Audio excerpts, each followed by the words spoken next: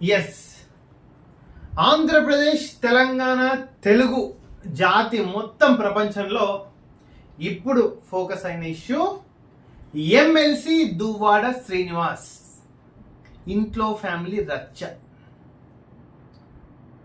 అందరుండి దువ్వాడ శ్రీనివాస్ని ఏకిపారేస్తున్నారు కదా. నేను ఒకటే క్వశ్చన్ అడుగుతున్నా,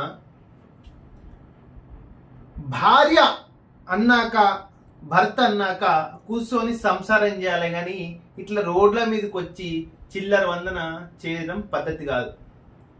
ఇష్టం లేకుంటే you go for the mutual divorce or contested divorce.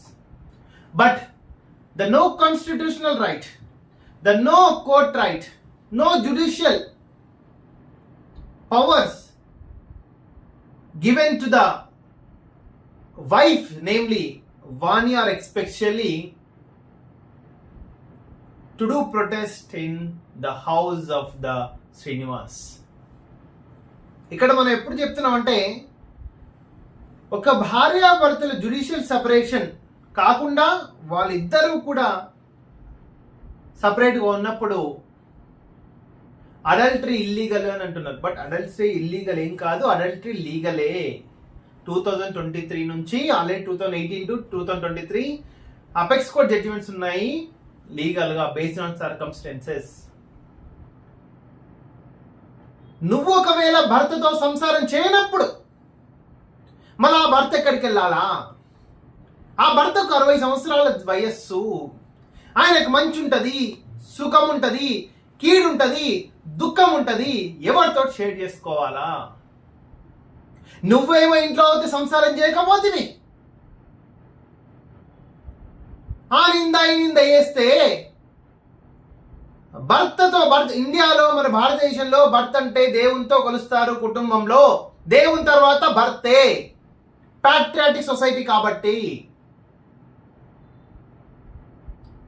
అలాంటి భర్తను పట్టుకొని, భర్త ఫ్యామిలీని పట్టుకొని, వాళ్ళ ఇంట్లో ఆడపడుచుని పట్టుకొని లంజా గింజా అంటే ఏ భర్త ఏ భార్యతో సంసారం చేస్తారు చెప్పు ఒకసారి.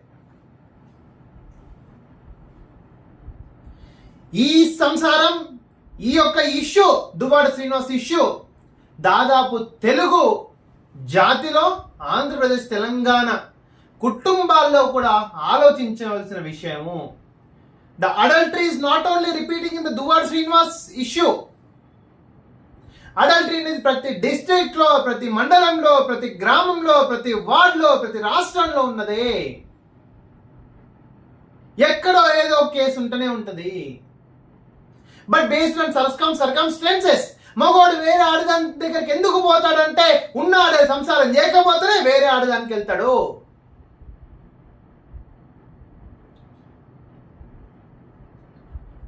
ఉన్న పెండ్లం బిర్యానీ కన్నా పక్కింటి పెండ్లం పప్పన్నం కూడా ఒక్కొక్కసారి తీయగా ఉంటుంది.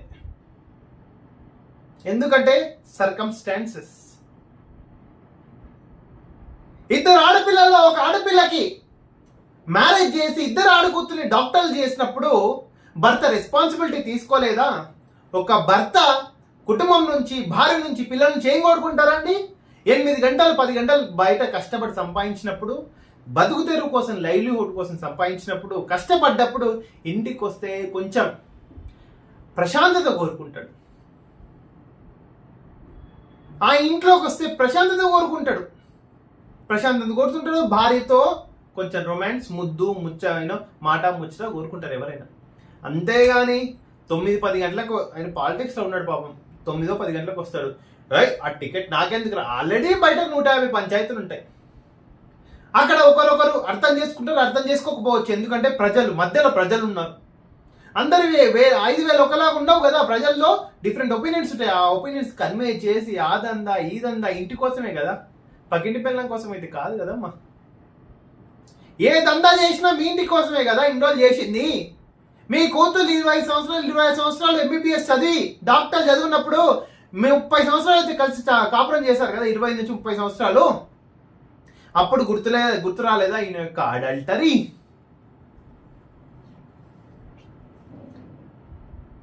నీవు నిజంగా నీ మొగుడంటే నీకు లవ్ గివ్ ప్రేమ ఉంటే ఇలా లంజతనం, ఈ లంజగు అయినో మాటలు అనకపోతుంటివి. వాళ్ళ మాతృమూర్తిని పట్టుకొని ఇన్ని మాటలు అనకపోతుంటివి. నిజంగా ఆ మాతృమూర్తి తప్పు చేసిండొచ్చేమో, but there is a way to talk and to discuss.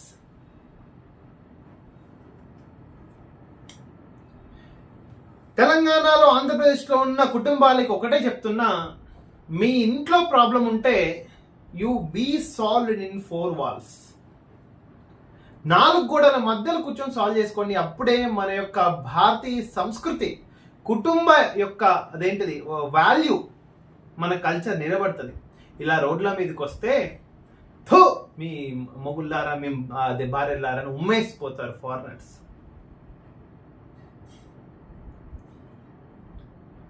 భార్య భర్త కాలు పట్టుకుంటుందో, భార్య భర్త కాలు పట్టి భర్త భార్య కాలు పట్టుకుంటారో, భార్య భర్త కాలు పట్టుకుంటారో, భర్త భార్యను కొడుతుందో, భార్య భర్తను కొడుతుందో, ఏదున్నా 4 గోడల మధ్యలో జరిగిపోవాలి.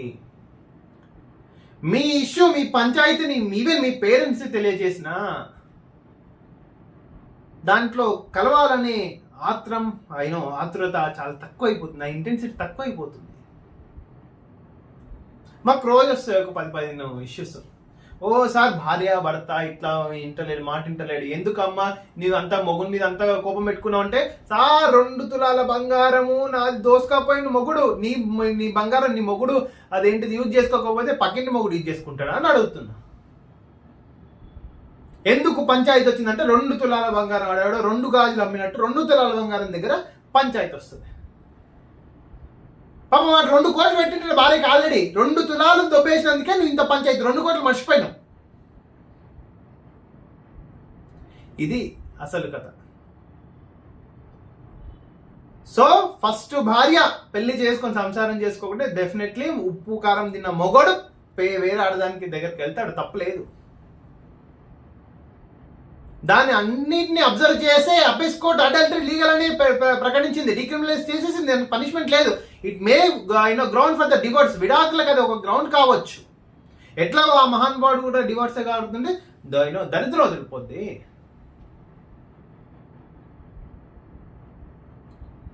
సో భార్యాభర్తలకు ఒకటే చెప్తున్నా, అది మీరు ఏజ్లో మ్యారేజ్ చేసుకున్నా సరే, 25 ఏళ్ళు పెళ్లి చేసుకో, 30 ఏళ్ళు పెళ్లి చేసుకో, 50 ఏళ్ళు సంసారం చేయి, 30 ఏళ్ళు సంసారం చేయి, 60, 70, 80 ఏదైనా సరే, బట్ ఒక పద్ధతి, ఒక ప్రణాళిక, కాపురం నిలబెట్టుకునే ప్రణాళిక, ప్రేమ. నువ్వు అని ప్రేమించేటట్టు అయితే రారా బాయ్, నువ్వు ఒక్కరివే రారా అనుకో, నీలాక దాదాపు 100 మంది పిలుస్తారా శ్రీనివాస్ని. ఏ భర్తకైనా ప్రేమించే అమ్మాయి నచ్చుతాడు, పంచాయతీ పెట్టే అమ్మాయిని నచ్చరు. అది ఉన్న పెళ్ళమైనా సరే, పక్కింటి పెళ్ళమైనా సరే, ప్రేమించే ఆడేదే నచ్చుద్ది. పంచాయతీలతో నడిచే ఆడది ఏ మగాడు, ఆ మగాడిలో మొగుడు గాని, తండ్రి గాని, కొడుకు గాని సహించడు పంచాయతీలు పెట్టే ఆడదంతో. ప్రేమించే మగాళ్ళను వాళ్ళ ఇంట్లో లేకున్నా సరే, వాళ్ళ ఇంటికి సంబంధం లేకున్నా సరే, వాళ్ళ ఫ్రెండ్స్ లేకున్నా సరే, ప్రశాంతంగా ఉండే అమ్మాయి, ప్రేమించబడే అమ్మాయి, ప్రేమను పంచే అమ్మాయి. ప్రేమను పంచాలంటే మళ్ళీ అన్ని శృంగారంతోనే ముడిపెట్టుకోండి. ప్రేమలో ఒక బాధ, ఆప్యాయత, కరుణ అన్నీ ఉంటాయి. ఏ మగాడికైనా ప్రేమించబడే ఆడది, ప్రేమించే ఆడది మాత్రమే నచ్చుద్ది. పంచాయతీలు పెట్టే ఆడది అని 10 రూపాయలు ఇచ్చి దూరంగానే ఉంచుకుంటారు, కానీ వీళ్ళని ఒక 100 రూపాయలు దగ్గరికైనా తీసుకోవడం తప్పలేదు. ఎందుకంటే ఒక మొగానికి, ఒక కుటుంబ పెద్దకి కావాల్సింది ప్రశాంతత, ప్రశాంతంగా ఒక 6-8 గంటలు నిద్ర. నువ్వు అదేంటిది కోఆపరేట్ చేయకపోతే అతను మొగుని లైవ్లీహుడ్లో, ఇంటికి వస్తేనే పంచాయతీ, కాపురం చేయకపోతే ఏం మన మొగాడు మనిషి కాదా? ఈ ఇష్యూస్ అన్నీ ఇంట్లో కూర్చొని సాల్వ్ చేసుకోవాలా. ఒక పద్ధతి ఉంటుంది, ప్రణాళిక ఉంటుంది.